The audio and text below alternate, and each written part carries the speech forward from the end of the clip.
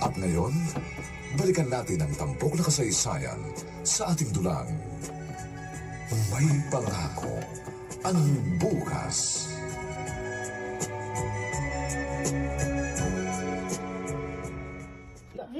Sinungaling!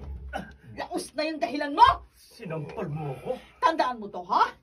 Kapag inulit mo pa to, maghihiwalay na tayo. At kayo naman, Daddy, kapag hindi nyo pa tinigil ang pagsubaybay sa babae na yon, papalitan kita bilang manager ko! Kahit na Daddy makita!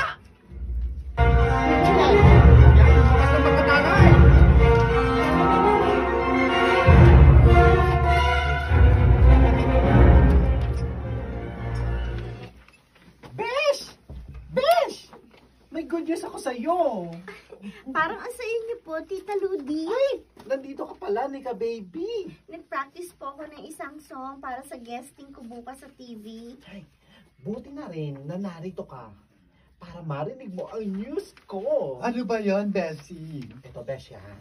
Sabi ng source sketch, inaway daw ni Alona Maldita ang boyfriend niya at ang manager niya. Bakit? Kasi naman, di ba? Dahil nanood yung dalawa ng movie ni Nika. Talaga po? Pinanood nila ako? Ay, yes, girl. Ang ganda, di ba? May mga nagsabi na rin sa akin na pinanood ka nila, Nika. Hindi ko lang sila matsyempohan. Tita Sandra, pwede kayang pag nakita niyo silang nanonood sa show ko, Bakit? ilapit niyo po ako sa pasalamatan ko po sila ng personal.